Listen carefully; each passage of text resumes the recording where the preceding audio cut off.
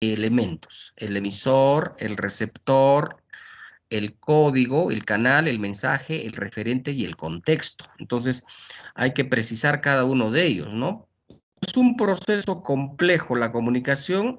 Estos elementos están interrelacionados, son interdependientes, no pueden estar aislados el uno del otro, sino hay una interconexión, ¿ya? Entonces vamos por el emisor. El emisor es un elemento encargado de enviar el mensaje. Él realiza el trabajo de la codificación. Codificar significa organizar, sistematizar, ordenar las ideas antes de ser transmitidas. ¿Perfecto? Mientras que el receptor recepciona el mensaje y va a decodificar. Decodificar significa desintegrar, desarmar para poder comprender ese mensaje. Entonces, entre la codificación que hace el emisor y la decodificación que hace el receptor, estas dos actividades son estrictamente psíquico-mentales, ¿ya? Porque es un trabajo mental, psíquico-mental, la codificación y la decodificación. Pero estos dos que intervienen en la comunicación necesitan de un medio físico. Ese medio físico se llama el canal, es el medio a través del cual se va a poder transmitir el mensaje. Y para ello se va a recurrir a un conjunto o a un sistema de signos que pueden ser lingüísticos o no lingüísticos. Ya ese conjunto de signos se llama código, ¿no? Y este código, jóvenes, tiene que ser de dominio común tanto al emisor como al receptor, ¿no? O sea, si el emisor habla en inglés, tiene que manejar ese sistema inglés, porque de lo contrario, el tema comunicativo no se va a consolidar. En el mensaje, que es el contenido, los pensamientos y los sentimientos. Ese es el dominio de la comunicación. Está la idea, está la información, el conocimiento. En cambio, en los sentimientos, la carga emocional, ¿no? Las alegrías, tristezas, preocupaciones, todo aquello que tenga que ver con carga emocional, ¿ok? El referente, ustedes deben entenderlo como sinónimo de realidad. Toda salud en la comunicación se llama referente, ¿no? Si, por ejemplo, estamos hablando de un examen de admisión que rinden los estudiantes, etcétera, etcétera, entonces me dicen, ¿cuál es el referente? Entonces el referente será pues el examen, ¿no? Profesor. En Profesor, la realidad. Sí, no se ve nada en la te pantalla. escucho. No se ve nada en la pantalla. Está oscura. Sí, por eso les estaba diciendo, jóvenes, a ver, por esta semanita ya voy a compartir yo las diapositivas, que yo lo tengo acá. Estoy intentando compartir, me parece que está fallando algo. Ya lo voy a compartir con el alumno o la alumna responsable. Por eso les estoy pidiendo ya del inicio que vamos a socializarlo de manera verbal, ¿ya? Y cualquier duda ustedes me pueden preguntar nada más, ¿ya? Y luego se les va a enviar la diapositiva con las claves para que ustedes puedan verificar su práctica. Uno, porque tenemos una sola hora, jóvenes, ¿no? Hasta estar tratando de buscar la forma de poder compartir mis diapositivas, se me va a ir el tiempo y vamos a tener dificultades de terminar todo. ¿Ya? Entonces, por esta semanita nada más, la próxima semana estamos regularizando ya este manejo de las diapositivas, ¿no? Profesor, Entonces, voy a profesor, continuar. Estábamos hablando de los... Te escucho, hijo. disculpe, profesor, ¿podría repetir después de la parte que dijo de mensaje? Se estaba entrecortando el audio.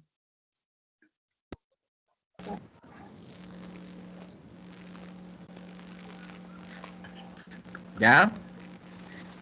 El referente, jóvenes, decía, es toda realidad que se puede aludir en la comunicación. Toda realidad. Por ejemplo, si estamos hablando de un acto comunicativo donde los estudiantes del aula 202 están rindiendo su examen tipo admisión en nuestra primera casa superior de estudios, la Universidad Nacional del Centro del Perú, me dicen, ¿cuál es el referente? Entonces, el referente, ¿qué realidad estoy aludiendo yo en esa comunicación? Estoy hablando pues del examen, ¿no? De admisión. Entonces mi referente será el examen.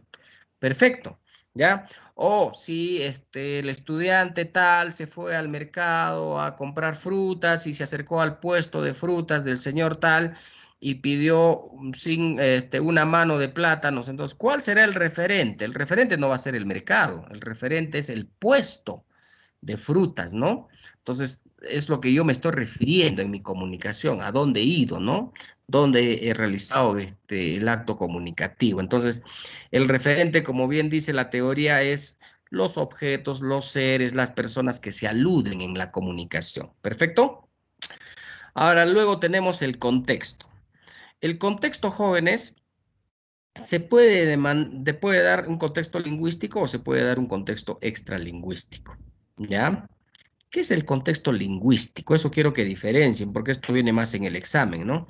El contexto lingüístico es el conjunto de palabras que nos va a ayudar a precisar el significado de nuestro mensaje. Por ejemplo, si yo tengo la palabra fuente, fuente, de manera así aislada, no puedo precisar su significado, ¿cierto? Pero si puedo agregarle otras palabritas a esa palabra fuente, voy a precisar. Eso es el contexto lingüístico. Por ejemplo, si yo digo, no, tú eres la fuente de toda mi inspiración. Primer contexto. Segundo contexto. Pásame la fuente para los pasteles. Tercer contexto. Nos encontramos en aquella fuente del pueblo. En aquella fuente del pueblo. Miren, ahí hay tres contextos de la palabra fuente. A ver, pregunto, ¿cuál será el contexto del primer ejemplo? La palabra fuente, ¿a qué se refiere ahí? Ese es el famoso contexto lingüístico. Cuando yo digo, tú eres la fuente de toda mi inspiración, ¿a qué se está refiriendo? ¿Alguien puede participar? Al origen, profesor. Claro, ¿no? Cuando digo, tú eres la fuente, entonces estoy hablando del origen, de la causa, del motivo. Perfecto. Pero si yo digo, pásame la fuente para los pasteles, sigo utilizando la palabra fuente, pero ya su contexto lingüístico me está precisando otro significado, ¿cierto? Cuando yo digo pásame la fuente de los pasteles, estoy hablando ya del utensilio, ¿eh? De la fuente, ¿no? El utensilio. Y cuando digo nos encontramos en la fuente del pueblo, estamos hablando del manantial, ¿ve? Entonces, eso quiero que ustedes lo tengan claro, el contexto lingüístico. Cuando les hacen alguna pregunta en el examen, ¿no? Por ejemplo, yo leí una preguntita donde decía el ratón, ¿no? Se malogró el ratón de la computadora. Entonces ahí el contexto, el ratón no se está refiriendo al animal, ¿no? Se está refiriendo a ese objetito, ¿no? Que nosotros lo complementamos a la máquina para poder digitar, para poder indicar, ¿no? Todos los componentes que tiene pues una laptop o una computadora, ¿no? ¿Cierto? Entonces, ese es el contexto lingüístico. Ahora, el contexto extralingüístico es aquel que se refiere al tiempo y al espacio, o sea, temporo-espacial. Contexto temporo viene de tiempo, o sea, cuándo se ha llevado a cabo la comunicación. Espacial viene de espacio, o sea, de lugar, donde se ha llevado la comunicación. Ese es el contexto extralingüístico, ¿ya? Que es el más sencillo, si se dan cuenta, ¿ya?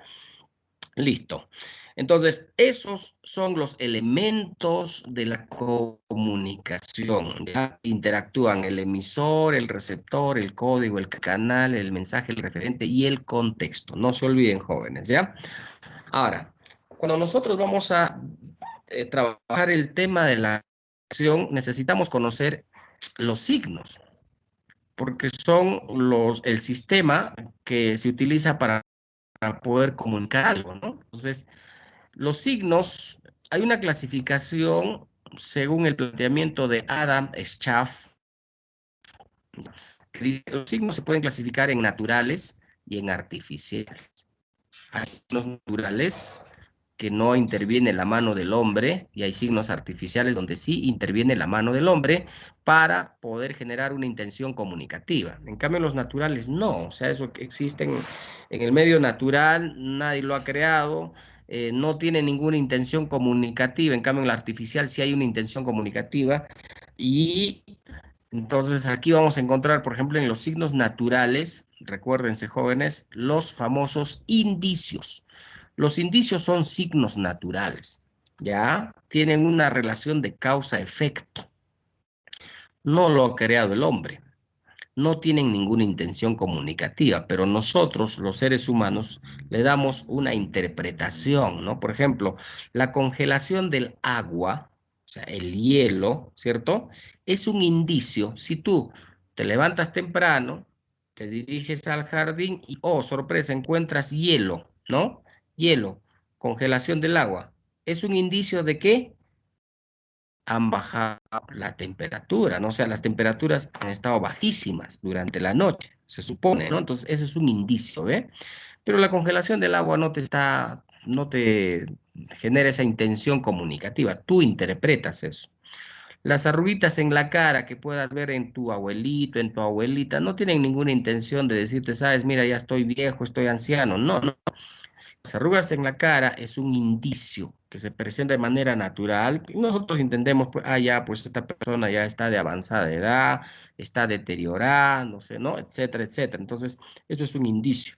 Una nubecita negra, por ejemplo, ¿no? ¿Tendrá la intención de comunicarnos algo la nube negra? No. Nosotros es el que le damos ese entendimiento, ¿cierto? Por eso es un indicio, ¿eh? La nube negra es un indicio de que pronto va a llover, ¿no? Que va a haber una descarga pluvial. Eso es lo que nosotros estamos dando a entender porque estamos estableciendo una relación de causa-efecto, ¿ya? Entonces, ese es el indicio, jóvenes. Hay muchísimos ejemplos que podemos poner, pero con esos tres me parece que es más que suficiente. El indicio es natural, no tiene ninguna intención comunicativa. Ahora nos vamos a los artificiales. El artificial sí ya tiene una intención comunicativa y ya interviene la mano del hombre. Aquí tenemos, por ejemplo, los signos lingüísticos y los no lingüísticos. En los lingüísticos, todo lo que es hablar y escribir. Una carta, signo lingüístico. Estás conversando con tu amigo, con tu amiga, lingüístico, porque estoy utilizando la parte verbal, la parte oral. ¿Perfecto? ¿Ya? Ahora, en el no lingüístico, aquí sí vamos a ver tres signos artificiales, ¿ya? En el no lingüístico tenemos las señales, los iconos y los símbolos. Eso tenemos que diferenciar, ¿ve? Las señales han sido creadas por el ser humano, ¿no? Tienen intención comunicativa, ¿no? Por ejemplo, un ejemplo preciso es el semáforo. El semáforo es una señal de tránsito, ¿sí o no?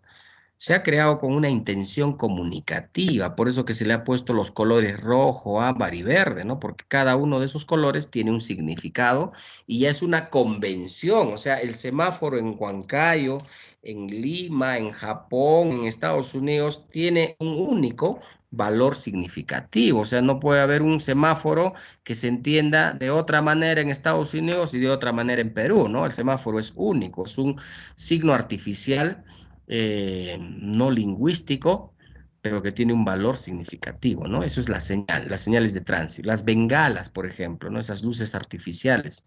La sirena, ¿no? De una ambulancia o la sirena de una fábrica, tienen una intención comunicativa, ¿no? ¿Cierto? Esos son las señales.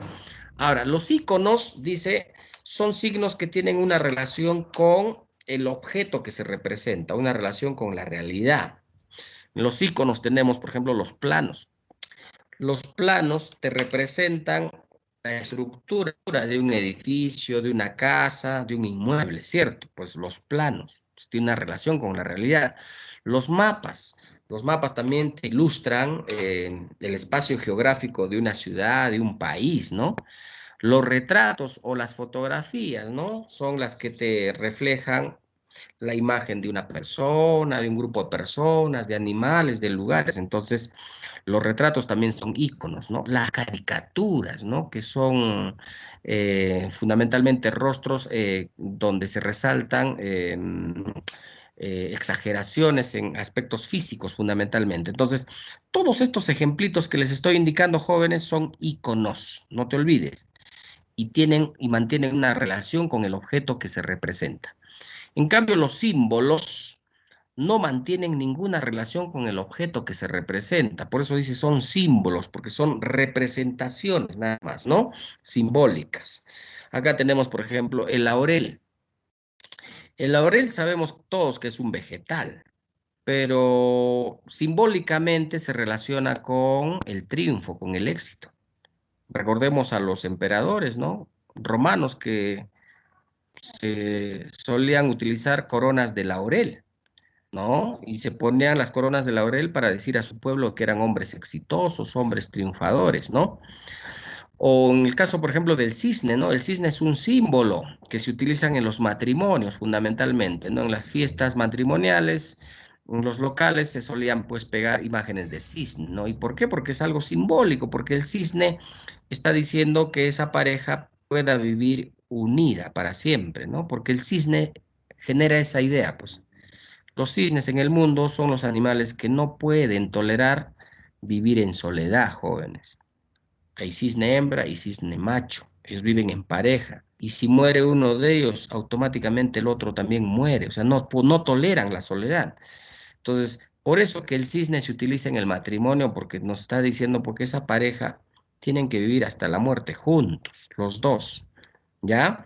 O la herradura, que es un símbolo de la suerte, ¿no? La herradura es un objeto, pero simboliza pues la suerte, ¿no? Por eso que en algunas casas antiguas solían poner pues a la entrada de la puerta una herradura de ida y una herradura de vuelta, ¿no? Como diciendo que no salga la suerte y que venga la suerte a la casa, ¿no? Entonces, esos son símbolos y esos son los signos que se utilizan permanentemente en la comunicación. Otro tema que quería compartir brevemente, y esto ya en las diapositivas lo van a poder verificar, jóvenes, es las clases de comunicación. De acá sí nos vamos a concentrar un poquito porque de esto viene muchísimo en el examen, ¿ya? En las clases de comunicación hay 6 grupos. Por ejemplo, el primer grupo dice por el código. Por el código, jóvenes, solamente hay 2 comunicaciones. La comunicación verbal, cuando estamos hablando con un amigo, estamos conversando en la casa con los familiares, con papá, con mamá, con el tío, con los hermanos. Comunicación verbal, porque estás hablando. Eso es comunicación verbal. Comunicación verbal también cuando le puedes mandar un mensajito a través de, ¿no? del WhatsApp o una carta o a través de, ¿no?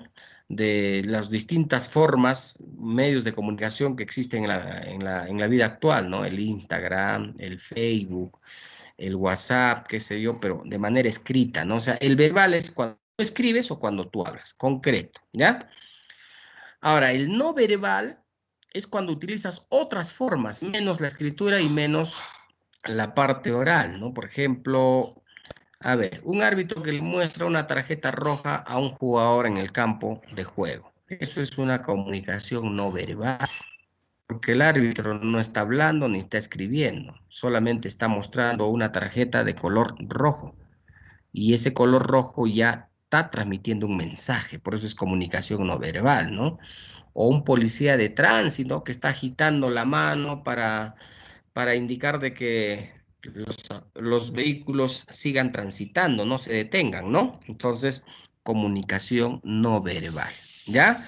Ese es el primer grupito que ustedes deben tenerlo claro, jóvenes. 2, presencia de interlocutores. El segundo grupito es por la presencia de los interlocutores. Tenemos intrapersonal, porque participa una sola persona en la comunicación, interpersonal, porque participan como mínimo 2 personas a más. Perfecto. Pero alguien dirá, profesor, pero ¿cómo en la comunicación solo una persona? ¿Con quién se va a comunicar? Esa comunicación, pues, consigo mismo. Es la comunicación intrapersonal. A esta comunicación se le dice también como soliloquio o monólogo. Yo estoy seguro que en muchas ocasiones te ha pasado eso, ¿no? Te has metido a tu cuarto, resentido porque te llamaron la atención y empezaste a conversar contigo mismo, ¿no? ¿Cierto? ¿Ya? O casos muy peculiares, ¿no? Por ejemplo, un preso en su celda, aislado de todos, va a tener que generar una comunicación intrapersonal, ¿no? O en este caso que estamos en el tema de la pandemia, ¿no? Por ejemplo, un paciente con COVID que está aislado, ¿no? En una sala especial, solo, no tiene con quién conversar, intrapersonal, pues no estará de repente cuestionándose o de repente llamándose la atención solo, por qué está así, qué ha cometido, o de repente conversando, ¿no? Si es que tiene, si es un hombre de fe, ¿no? ¿Cierto? con ese ser que no lo vemos. Entonces, eso es intrapersonal, jóvenes, ¿ya? Una sola persona, consigo mismo. Profe, ¿y los Interpersonal, ya filósofos? pues, en este caso, los filósofos, por ejemplo, cuando hacen meditación o razonamiento, es intrapersonal. Claro, tienes mucha razón. O sea, el filósofo sí puede permanentemente hacer una comunicación intrapersonal, porque él, cuando está haciendo alguna meditación, porque el filósofo medita, ¿cierto? Razona, reflexiona. Entonces, no necesariamente el filósofo necesita estar con otras personas para razonar. A veces él está solo, ¿no? Empezando a cuestionarse, a reflexionar. Ahora, salvo que estén reunidos dos, tres filósofos y estén interactuando, estén intercambiando, ahí ya se da interpersonal. Pero la figura de intrapersonal es cuando estás solo, tú contigo mismo conversas, ¿ya? No te olvides, el soliloquio, el monólogo. Eso nos pasa permanentemente, ¿ah? A muchos, ¿ah? Cuando estás solo. Hay esa necesidad, no sé, de decirnos o cuestionarnos, ¿no? Algo mal que hemos actuado. Y dice, oye, ¿por qué lo hice así? ¿No? Y a veces te cuestionas solo, te castigas solo, te sancionas solo. Ese es intrapersonal. O sea, son casos muy particulares en la comunicación, ¿ya? Ahora, el 3, muy bien, así, como el jovencito que de repente participa e indica, profesor, esto puede ser o no puede ser, por supuesto, entonces le damos la posibilidad de seguir ampliando su información. Pero esto es importante, esto viene muchísimo. Ahora, cuando te van a preguntar en el examen de admisión, clases de comunicación, profesor, ¿cómo puedo responder? Cuando hay una gran cantidad de tipos de comunicación, pero en el examen te precisan, pues te dicen, a ver, en el siguiente acto comunicativo, ¿qué tipo de comunicación predomina por el espacio? Ah, ya, si te dicen por el espacio, solamente tienes dos respuestas, o es directa o es indirecta. Acá dice bien claro, ¿ve? Por el espacio.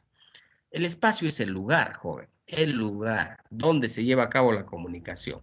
¿Cuándo es directa? Cuando tanto el emisor como el receptor están en un mismo espacio, hay cercanía. Pongamos que tú estás con tu enamorada en un parque, los dos sentaditos en un banco, ¿está bien? O en una banca. Ahí están, los dos. Eso es comunicación directa porque están en el mismo espacio, el emisor y el receptor. O sea, hay cercanía. En cambio, en la indirecta hay lejanía. El emisor está en un lugar y el receptor está en otro lugar. Pongamos un ejemplito. A ver, tú que tienes a un familiar, pongamos que tienes acá cerca nomás, ¿no? Por Bolivia, pongamos un caso, ¿ya? Y realizas una llamada telefónica a un familiar que está en Bolivia, ¿no? Tú estás acá en Perú, específicamente en Huancayo, y tu familiar está en Bolivia, ¿no? Es comunicación indirecta, porque tú estás acá y tu interlocutor está en otro espacio, ¿no? Ese es indirecto, hay lejanía.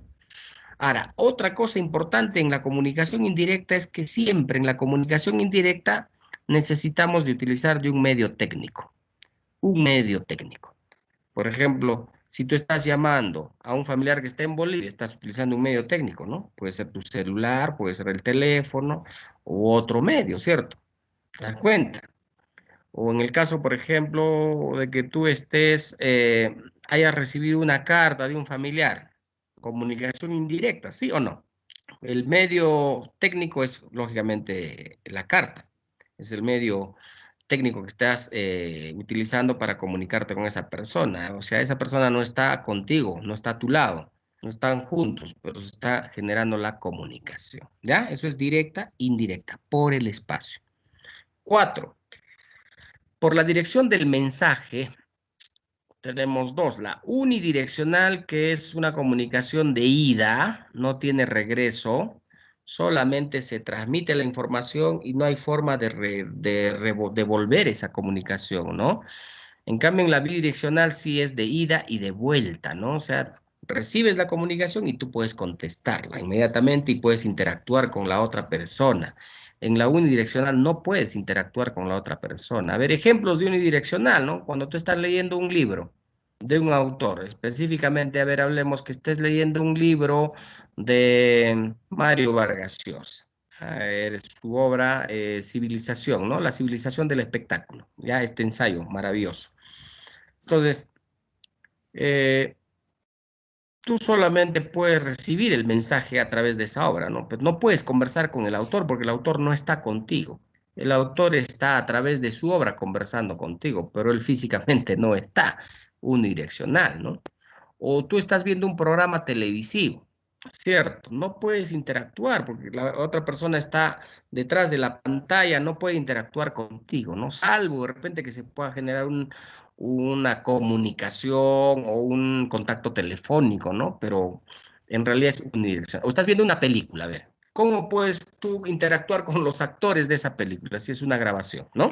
Entonces, eso es unidireccional.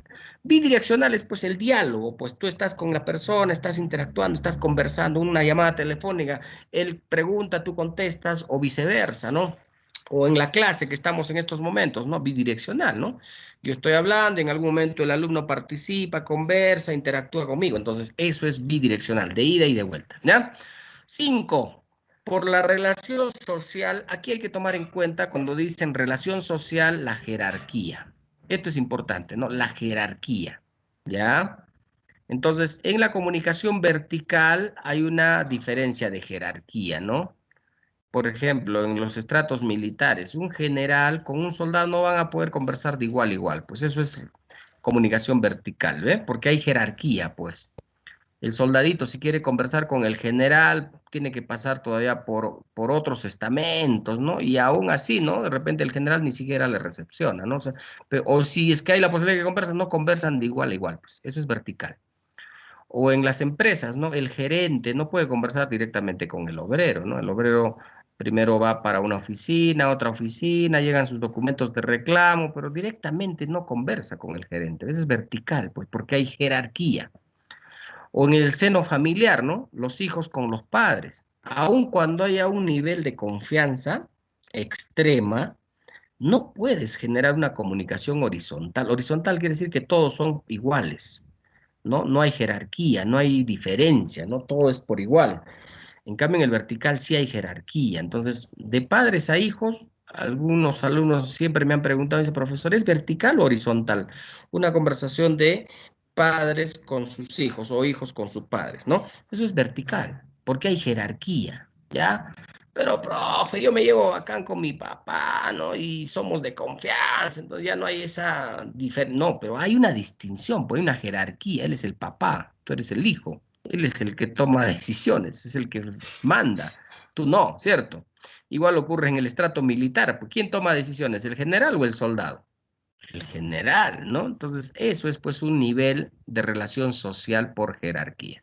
En cambio, en el horizontal no hay ese nivel de jerarquía, todos por igual. A ver, ejemplos de comunicación horizontal, están reunidos entre amigos, a través del Meet, a través del WhatsApp, conversando, ¿no? Eso es horizontal, porque salvo que alguno del grupo de amigos se sienta más que ustedes, pero eso no se percibe porque no hay jerarquía, pues, ¿sí o no? Salvo de que se haya formado un grupo de trabajo y hayan ustedes elegido a un jefe y el jefe toma decisiones sobre ustedes, ¿no? O el jefe ordena o determina funciones. Se puede dar en ese nivel ya extremo, pero la conversación entre amigos es horizontal. La conversación entre hermanos es horizontal. Una reunión de hermanos, horizontal. La conversación de colegas, por ejemplo, ¿no? Mientras no esté una persona que marca la jerarquía, también es horizontal, ¿ya? Eso hay que entenderlo entonces desde esa perspectiva. Por eso dice relación social. ¿Qué relación social existe entre esta persona que es el emisor y esta persona que es el receptor, ¿no? Entonces, vertical hay jerarquía, horizontal no hay jerarquía. ¿Está claro? Y finalmente, jóvenes, por el tipo de emisor. Por el tipo de emisor tenemos masas y de difusión. Miren, ¿ah? Dice por el tipo de emisor. ¿Cómo es el emisor en las masas y cómo es el emisor en la de difusión? Facilito. Acá creo que se hacen problemas muchos, ¿ah? En el de masas, el emisor no es una persona, es una institución. Eso quiero que esté claro, ¿ya? O es un grupo social, ¿no? Especializado, pero no es una persona. El emisor en la comunicación de masas no es una persona, es una institución. Por ejemplo, yo soy un político, de un partido X. Estoy haciendo mi campaña, ¿ya? Yo soy el emisor. Pero yo quiero que esa mi campaña, mis ideas, mis propuestas lleguen a la mayor cantidad de población. Entonces tengo que recurrir a una institución, pues, ¿no? Yo grabo mi spot, mi publicidad y lo envío a una radio, a un canal televisivo, a un periódico y a través de estas instituciones difundo mi mensaje para un grupo heterogéneo. Heterogéneo quiere decir un grupo variado, ¿no? Donde ese mensaje que yo mando a través de la radio, la televisión, lo escucha un niño, un profesional, un estudiante, un obrero, un policía, un político, qué sé yo, pues heterogéneo. Eso es de masas, jóvenes, ¿ya? En masas el emisor no puede ser una persona, sino es aquella persona que requiere o utiliza una institución para enviar su mensaje. Por ejemplo, tú quieres de repente enviar un mensaje para que llegue a muchas personas, ¿no? Entonces te vas a una imprenta y mandas a hacer tus volantes o tus banners o tus pasacalles, ¿no? Y lo repartes, ¿no? Masivamente. Eso es pues de masa, porque tú estás recurriendo a una institución para que cumpla el papel de emisor y en reemplazo tuyo esa institución se encarga de difundir tu mensaje, ¿entiendes? ¿No? ¿Ya? Eso es de masas. Y al grupo al que se dirige es a un grupo heterogéneo, ¿ya? En cambio, en el de difusión, que quede claro, el emisor es una sola persona. Ya con esa diferencia, ya no creo que te olvides, ¿no? No creo que te confundas, hijo. En el de difusión es una sola persona y su grupo al que se dirige es un grupo homogéneo, no heterogéneo, homogéneo. A ver, aquí puede ser, por ejemplo, un curso de capacitación. Ustedes son de el 202, el salón de todo lo que es ingenierías, ¿no? Supongamos que se convoca un curso de capacitación sobre instalaciones de hidroeléctricas. Perfecto. ¿Quién va a ser el emisor? Va a ser un profesional especialista en ese tema, ¿sí o no? Por eso se llama capacitador, por eso dice ponente. Un ponente es aquella persona que está preparada, pues, para poder socializar una información especializada, ¿no? ¿Cierto? Entonces, ya, pues el tema es instalación de hidroeléctricas, ¿está bien? ¿Quiénes van a asistir a ese evento? El grupo que va a escuchar, ¿quiénes son? ¿Es un grupo heterogéneo o un grupo homogéneo? Se supone que ahí van a ir, pues, los interesados. ¿Quiénes son los interesados? Los estudiantes, los profesionales de la carrera de ingeniería eléctrica, por ejemplo, ¿no? ¿Cierto? ¿Qué va a hacer ahí yendo un policía? O un enfermero, o un profesor, o de repente un bombero. Bueno, un bombero quizás de repente, ¿no? En algo le pueda servir ese tema, ¿no? Pero, a ver, un policía no tiene nada que ver con ese tema. Eso es una comunicación de difusión. Es más o menos como algo especializado. ¿Perfecto? ¿Ya? A ver, estos 6 tipos de comunicaciones vamos a socializar en nuestra comunicación que estamos efectivizando. A ver, todos, por favor, interactúen, ¿ah? ¿Ya? Porque ya estamos entrando a la parte casi final. A ver, por el código, ¿qué tipo de comunicación estamos teniendo ahorita? A ver, repito, por el código. Verbal, maestro. Verbal, claro, ¿eh? Verbal, porque estoy hablando. Ustedes también están hablando. Y también escrito, porque al momento en que ustedes van a ver las diapositivas, está plasmada la escritura. Pues, entonces es verbal. Pero puede haber también no verbal, sí, ¿no? Cuando de repente ustedes me ven que estoy haciendo algún gesto con mi cuerpo, con mi rostro, con mis manos, qué sé yo, entonces también no verbal, pero predomina el verbal por el código. A ver, por la presencia de interlocutores, ¿qué tipo de comunicación está dando? Rápido, vamos. Interpersonal. Interpersonal, pues. Interpersonal, pues, porque hay una interactuación, o sea, querramos o no, bueno, por esta horita vamos a limitar mucho la participación, porque es una horita nada más, pero igual, ¿no? Ese alumno, por ejemplo, que participó diciendo profesor y los filósofos, ya estábamos interactuando, pues interpersonal, no puede ser intrapersonal.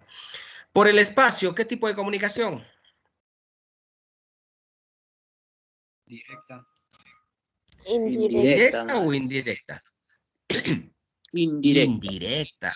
Yo estoy en mi casa y ustedes están en su casa. Los espacios que estamos ocupando son diferentes. Hay lejanía. Estamos utilizando un instrumento técnico para comunicarnos, que en este caso es, pues, ¿no?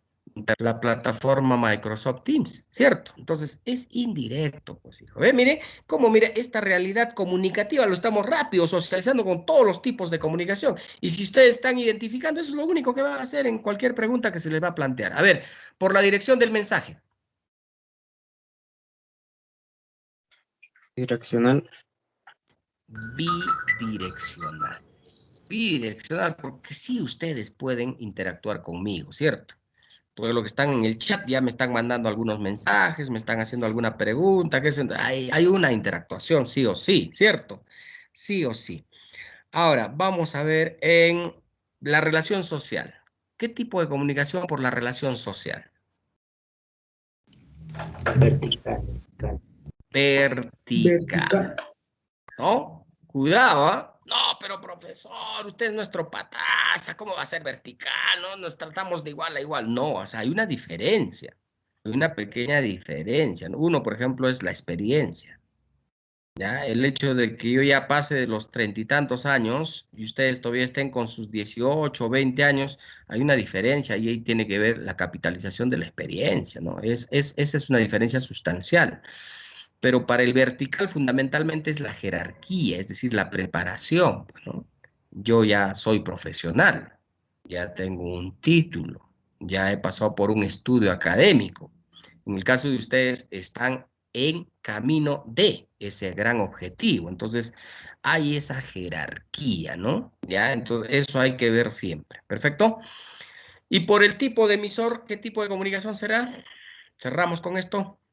Difusión. De Difusión, difusión. profesor. Así, sin dudar, ¿ah? ¿Por qué? Porque el emisor es una sola persona, en este caso yo, ¿cierto? ¿Ya? Ahora, ¿qué pasa si mi clase yo lo difundo a través de un canal televisivo? ¿Qué pasaría? Por masa. Masa. Ah, claro. ¿Y por qué es de Masa. masa, hijo? A ver, ¿por qué se convierte en masa? Necesitando Porque una recurres a una Porque institución para no se hacerlo. puede Claro, determinar la estoy cantidad de personas recurriendo que a lo una ven. institución y esa institución me va a hacer una difusión masiva, ¿cierto? Porque Una el comunicación interesado es masiva. Por usted. eso que a la televisión, a la radio, al periódico se le dice, pues hijo, medios de comunicación masiva. Yo pongo una publicidad en la radio y lo van a escuchar diversas personas. Lo va a escuchar un niño, lo va a escuchar un anciano, un profesional, un obrero, un deportista, un policía, no sé, pues masas, pues, heterogéneo, o sea, eso llega a todo, ¿no? A todo tipo de personas, ¿ya? Muy bien, entonces, con lo que ustedes han identificado los diversos tipos de comunicación con este acto comunicativo que estamos ahí, ya me han demostrado de que tienen esa capacidad de diferenciar y tiene que haber esa precisión, jóvenes, no se pueden confundir. Ahora, algo más que quería agregarles es los factores y las fases de la comunicación. Acá hay varios alumnos que me confunden, ¿no? Los factores es una cosa, hijo, y las fases es otra cosa, no te puedes confundir. Cuando yo hablo de factores, estoy hablando de circunstancias, de hechos, de situaciones que se dan a favor o en contra de la comunicación. Esos son los factores, ¿no? Hay factores que pueden favorecer a que tu comunicación sea efectiva y hay factores que pueden ponerse en contra, ¿no? De tu comunicación, o sea, pueden generar dificultades, ¿ya? Pero cuando hablo de fases, fases son etapas, pasos, periodos, es distinto, ¿no? Entonces, miren, hay 5 factores en la comunicación, 5 factores que pueden hacer de que tu comunicación sea efectiva o simplemente que tu comunicación no sea efectiva. El primer factor es el factor lexicológico, no te olvides. Lexicológico quiere decir el dominio de palabras, el vocabulario. Un alumno que tiene un amplio vocabulario, un dominio ¿no? De un caudal básico vocabular, pues su comunicación va a ser amplia, va a ser efectiva, ¿no?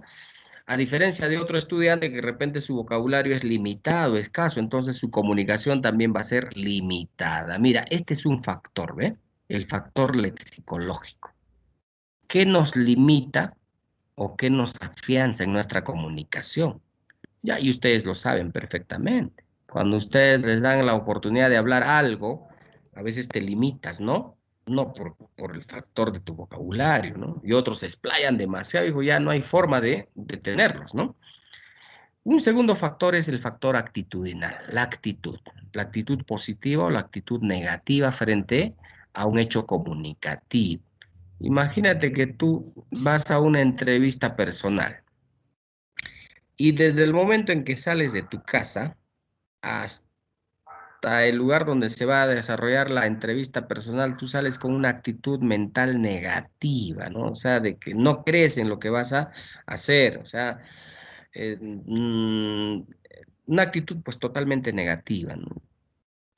Entonces, eso puede afectar también tu nivel de comunicación, puede perturbar tu comunicación, no va a ser tan efectiva. Pero si tú vas con una actitud mental positiva, eso también puede ayudar a fortalecer tu comunicación.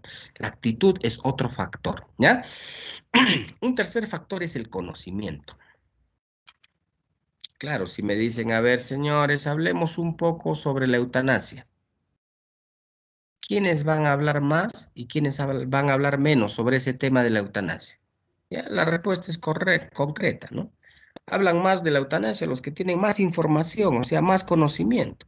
Y los que no, ni siquiera escucharon esa palabra, estoy seguro que ni siquiera van a poder empezar a decir algo, ¿no?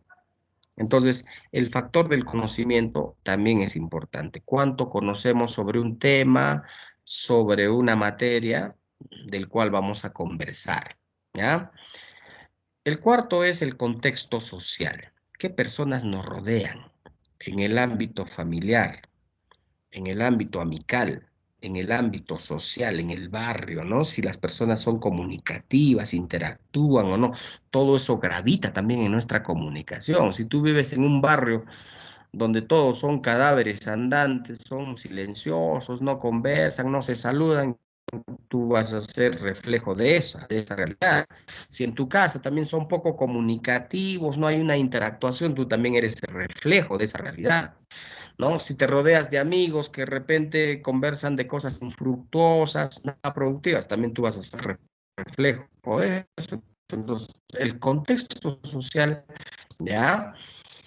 Y el quinto factor, jóvenes, es el ruido. El ruido es un factor que puede también perturbar la comunicación. Fundamentalmente, el ruido es, pues, un agente perturbador de la comunicación. Hay ruido físico, hay ruido semántico y hay ruido blanco. Eso hay que diferenciar, ¿ya? El ruido es todo aquello que puede perturbar, dañar, afectar la comunicación. Es un factor importante también, ¿no? Eso es un ruido físico. Afectó nuestra comunicación, ¿no? Por ejemplo, ahorita que no se puede visualizar las diapositivas, es un ruido físico. ¿Se dan cuenta? Otra puede ser la bulla. De repente se prendió el equipo de sonido a alto volumen y no me están escuchando bien, o la parte, ¿no?, de la comunicación está saliendo con interferencias, eso es pues ruido físico, ¿no? Los discos dañados son ruidos físicos, ¿no? El papel donde de repente tiene manchas y no puedes leer bien la información, eso es ruido físico, ¿está bien? Ahora, ruido semántico se dice básicamente a la letra ilegible. ¿Qué es la letra ilegible? La letra que no puedo leer y entender con claridad. ¿Alguna vez han recibido ustedes una receta médica? Para ustedes o para algún familiar, ¿han recibido alguna vez una receta médica? Sí, Ya, profesor. ¿qué Sí, opinan de la profesor. letra del médico? ¿Qué opinan de la letra del médico? ¿Se entiende o no se entiende? No se entiende, profe. No se Ajá, entiende. exacto. Entonces, esa receta médica tiene ruido semántico. porque es una letra ilegible, o sea, no lo puedo entender fácilmente. Ilegible quiere decir que no se puede entender fácilmente. ¿Ya? O otro error, ruido semántico puede ser un error ortográfico. Un error ortográfico. Escribes vacante con V y vacante con B, pero profesor, mira, solamente la diferencia es la V y la B. Pero ese es un error ortográfico, pues, porque vacante con V significa una cosa y vacante con B significa otra cosa. Imagínate, sería escandaloso, ¿no? Que la Universidad Nacional del Centro del Perú publica en un banner, dice, no, ofrece vacantes limitadas y vacantes lo pone con B. Es cruel. ¿Saben qué significa vacantes con B? Vacantes con B significa mujeres de mal vivir.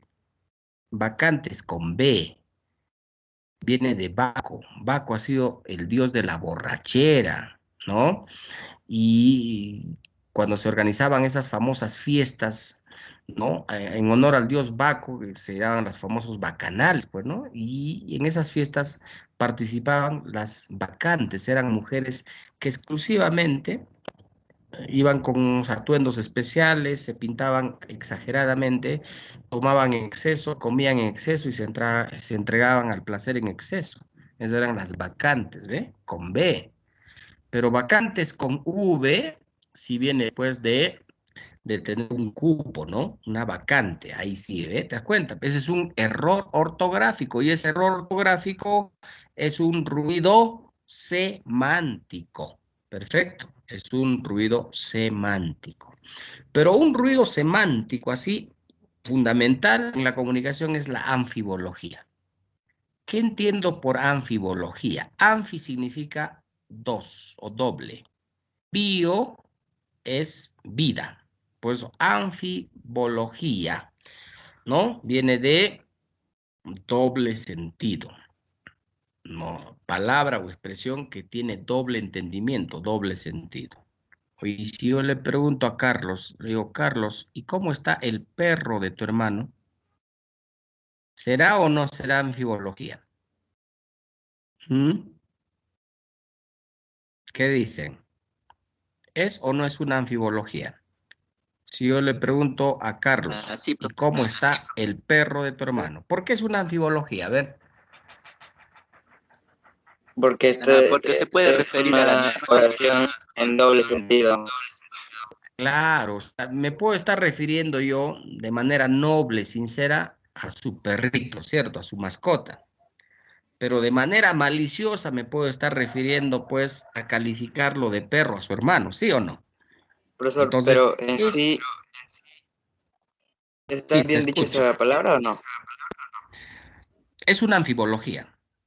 Es una anfibología, o sea, desde el punto de vista de que esa anfibología ya no puede estar correcta, pues hijo. ¿Por qué? Porque la anfibología es una palabra, una expresión de doble sentido. Y cuando es de doble sentido ya no es correcto, ¿entiendes? Para que sea correcta Sí. una expresión en el acto comunicativo, tiene que ser preciso el mensaje, pues.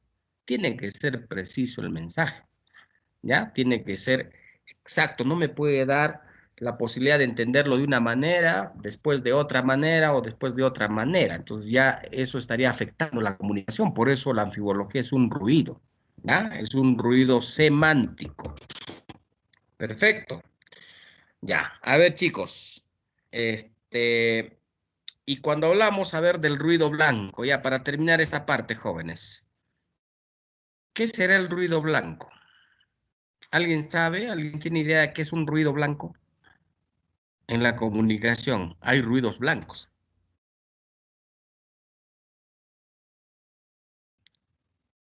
¿Alguna idea que tenga algún estudiante del ruido blanco? que se esté hablando de un tema y uno no sepa nada. Ujú. A ver, eso es una respuesta que todavía no digo si está bien o está mal. Otra vez, ruido blanco.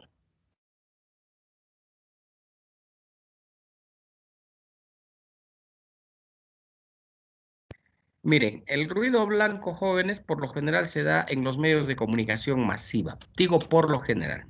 Yo trabajo en radio, en televisión, y siempre se maneja el ruido blanco en estas circunstancias. ¿Vean? ¿Qué es ruido blanco? Por ejemplo, si yo he hecho una entrevista a una persona para pasarlo en mi programa, y esa persona en la entrevista, en su cólera, de repente lanzó algunos improperios, ¿no? Unas palabras de grueso calibre, o sea, palabras groseras.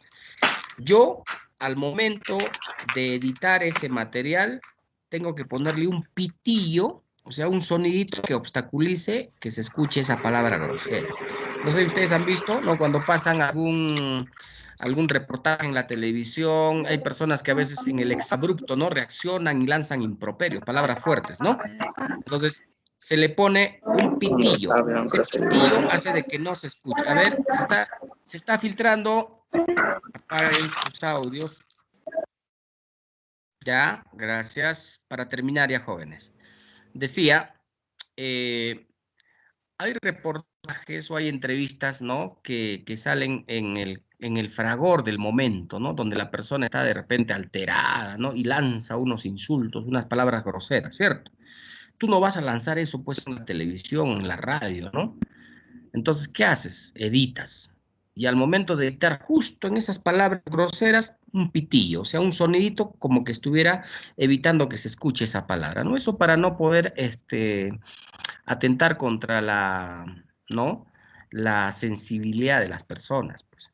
Eso es Entonces ruido sería la blanco. censura, maestro. Exacto, ese es el ruido blanco, ¿eh? En radio se hace eso. En televisión, por ejemplo, se ha hecho una entrevista y por ahí no nos dimos cuenta y salió la imagen, por ejemplo, de un niño menor de edad. ¿Está prohibido o no está prohibido exponer la imagen de un menor de edad en pantalla? Sí está prohibido. Está Está prohibido. prohibido. Entonces, ¿qué hacemos? Los que trabajamos en televisión, le ponemos una nubecita justo en el rostro, ¿no? Para que no se mire el rostro de ese niño o de ese menor de edad. Eso es ruido blanco. ¿Me están entendiendo, no? Ese es el ruido blanco. O sea, evita, controla situaciones que puedan atentar por la imagen o Por así decirlo, contra las censura. buenas costumbres. Exacto, ¿no? ¿Ya? Entonces, esos son los famosos ruidos blancos. Se trabaja, como digo también, ¿no? Lo ponen una mancha negrita sobre la imagen de esa persona, pues no se le quiere sacar, ¿cierto? Por ejemplo, está prohibido mostrar la imagen, el rostro de los pacientes con COVID. ¿Sabían eso o no? O sea, tú no puedes filmar a un paciente, ¿no? Mostrando su rostro de un paciente que está con COVID, por ejemplo, que está de repente en una sala de recuperación o está en una sala especial en el hospital. Es atentar contra, ¿no? Contra la imagen de esa persona. Entonces, ¿qué hacen, no? Están haciendo el reportaje, filman todo el rostro. ¿Qué hacen? Entonces, al momento de lanzarlo en la televisión, cubren con una nubecita el rostro, ¿no? Para que no se pueda identificar a la persona. Entonces, la protección de la persona. Entonces, eso es ruido blanco. ¿Perfecto? ¿Ya? Ese es el ruido blanco, jóvenes. Y dentro de las fases, que son distintas, ¿ah? Los factores son esos 5, ¿ya? Lexicológico, actitudinal, conocimiento, contexto social y ruido. El fisiológico y el físico. Esas son las 3 fases de la comunicación, no se olviden. Psíquico es todo el trabajo mental, ¿no? Cuando organizamos nuestras ideas antes de emitirlas. Eso es la fase Profe, me disculpa, ya se ¿sí? pasó la hora, profe, ya está 10 minutos ya. Sí, ya estoy terminando ya, joven, ya termino esta partecita. Y luego el fisiológico, que tiene que ver con la participación de los órganos. Y finalmente el físico, la emisión de los sonidos. ¿Ya? Entonces, jóvenes, a ver las prácticas activas y las claves de la práctica. Ya por esta semanita, por favor, ya a partir de la próxima semana, vamos a las diapositivas, ¿ok? ¿Alguna pregunta, alguna duda al respecto, jóvenes? Ninguna. Ok, jóvenes, ya hasta aquí hemos llegado a nuestro trabajo. Nos reencontramos la próxima semana. Gracias.